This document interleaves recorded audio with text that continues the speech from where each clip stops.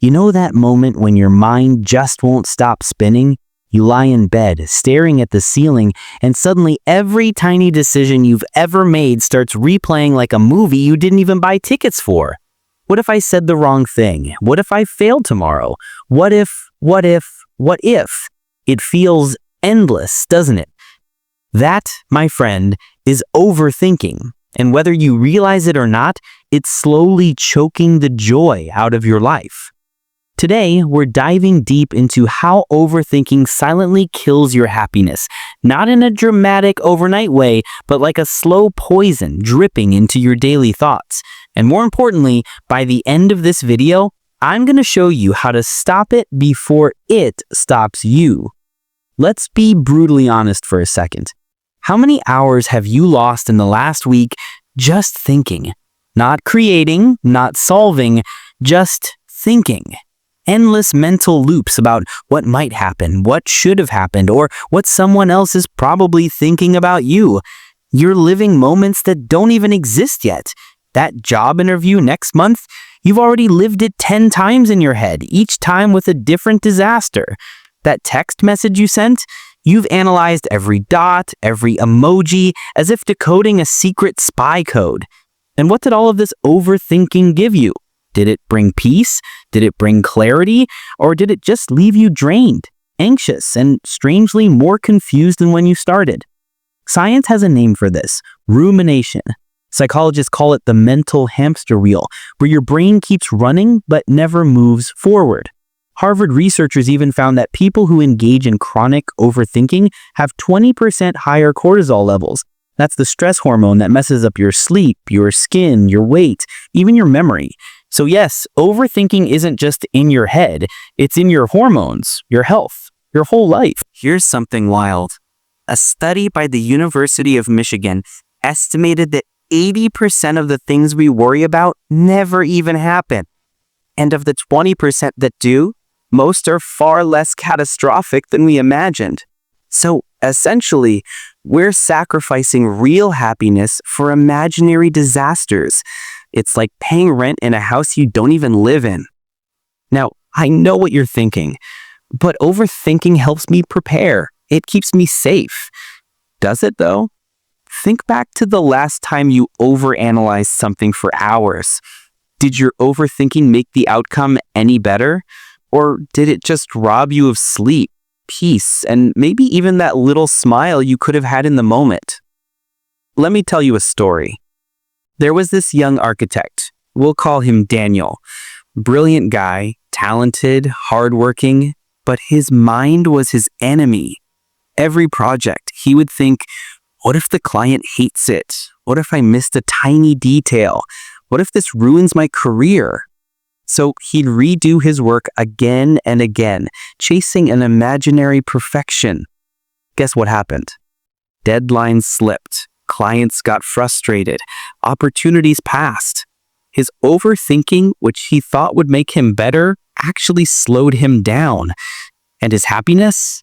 Gone. He once told his therapist, "I feel like my brain is a prison." And isn't that exactly how it feels? Overthinking turns your mind from a home into a jail cell. So how does this actually kill your happiness? 3 ways. First, it steals your present. Overthinking drags you out of the now and throws you into the what-ifs and could-have-beens. You're physically here, but mentally you're everywhere else. You miss sunsets because you're replaying emails. You skip joy because you're scripting future tragedies.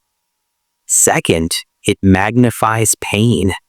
A tiny mistake becomes a catastrophe in your mind. A delayed reply becomes rejection. One small awkward moment becomes proof that everyone secretly hates you. Your brain is basically photoshopping reality, and always in the worst way. Third, it paralyzes action. You get stuck in analysis mode. Should I start that project or should I wait? What if it fails? What if I look stupid? And so you do nothing. Days turn into months and the life you could have lived stays locked in your head.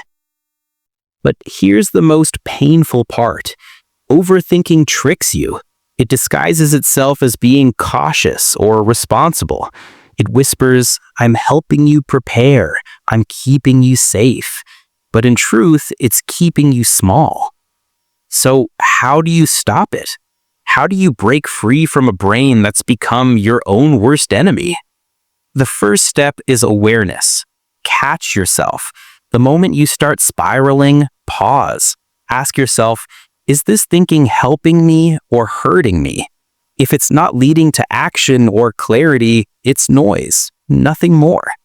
The second step is called the 10-10-10 rule. Next time you're stuck overthinking, ask, will this matter in 10 minutes, 10 months, 10 years? Most of the time, the answer is no. Your brain is making a mountain out of a dust particle. Third, action over analysis. Instead of thinking your way out of a problem, act your way out of the problem. Take the first small step. Send the email, make the call, write the paragraph. Action silences the noise that thought cannot. And then here's a big one. Reframe with CBT, cognitive behavioral therapy techniques. When your mind says, if I fail this presentation, my career is over, challenge it. Ask, where's the evidence? Have I failed before? Did the world end? You train your brain to separate fact from fear. Over time, this rewires your mental default. Some people keep a worry journal. Instead of letting thoughts bounce endlessly in your head, you dump them on paper. Research shows this reduces their emotional intensity because now they exist outside of you. And one of my favorites, scheduled worry time.